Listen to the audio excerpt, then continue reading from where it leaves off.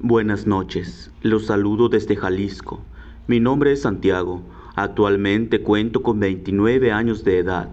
Esta noche les quiero compartir una experiencia que sucedió hace unos años en mi familia. Bueno, específicamente lo que pasó con mi padre antes de que se fuera de este mundo. Primeramente quiero decirles que nosotros nos dedicamos al comercio. Antes de que sucediera todo esto, vivíamos en Colima. Pero en el 2015, mi padre decidió que nos mudáramos a Puerto Vallarta. Según mi padrino, allá habían más oportunidades de venta por la llegada de extranjeros en las playas. Nos establecimos en la colonia San Esteban. Mis padres empezaron a vender en la playa y yo encontré empleo en un Walmart. Mis dos hermanas iban a la escuela y todo iba bien. Pasaron 3 años sin que nada extraño ocurriera, hasta que un día mi padre no llegó a la casa. Mi mamá se empezó a preocupar de más porque no era normal que hiciera eso. Todos presentimos que algo malo estaba ocurriendo. Aunque mi padre ya tiene 15 años que dejó el alcohol, mi mamá pensó que había empezado a beber de nuevo. Esa noche, por más que marcamos a su celular, nos mandaba a buzón. Así que decidimos esperar y como eso de las 6 de la mañana llegó a casa, de manera muy extraña. Aparentaba como si recién hubiera salido del mar. Venía descalzo y con arena en la ropa. No dijo nada, solo dejó la mochila en la entrada y se fue a dormir. En cuanto despertó mi papá, nos explicó que no se acuerda del todo lo que le había ocurrido la noche anterior. Nos cuenta que como eso de las 7 p.m. tomó la ruta que pasa por la colonia como siempre, pero que se quedó dormido por el Pitillal, un lugar muy concurrido.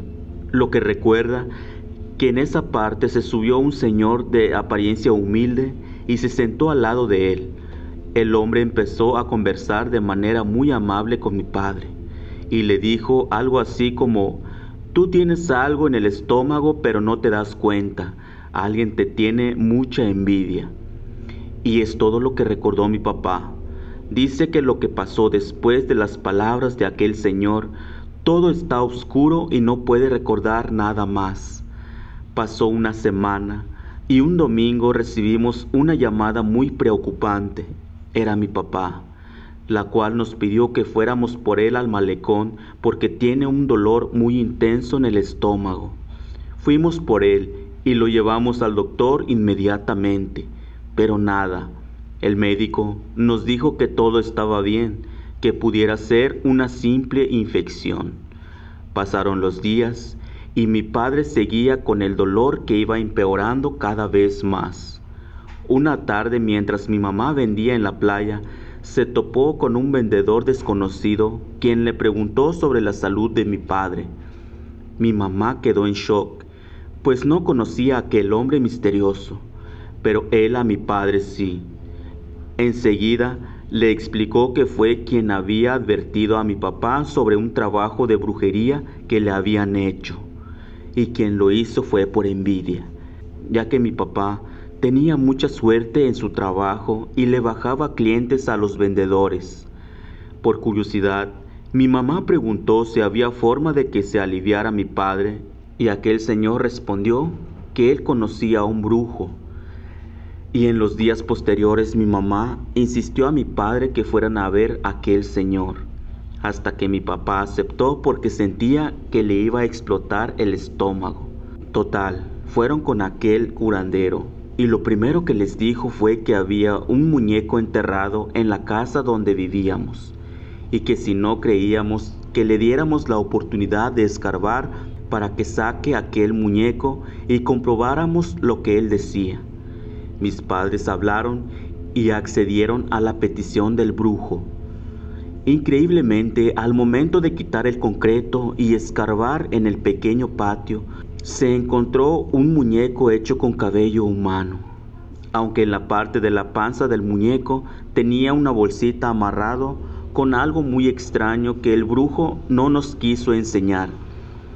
La explicación del brujo sobre aquel trabajo fue escalofriante. Según él, podía revertir aquel trabajo, pero mi padre se negó a pagar por eso. Solo quiso saber quién era el culpable de su enfermedad. ¿Y quién creen que fue? Sí, mi padrino, el mismo que mi padre había invitado a mudarse a ese lugar. Como le empezó a ir mejor que él, contrató a un brujo para que le hicieran un trabajito.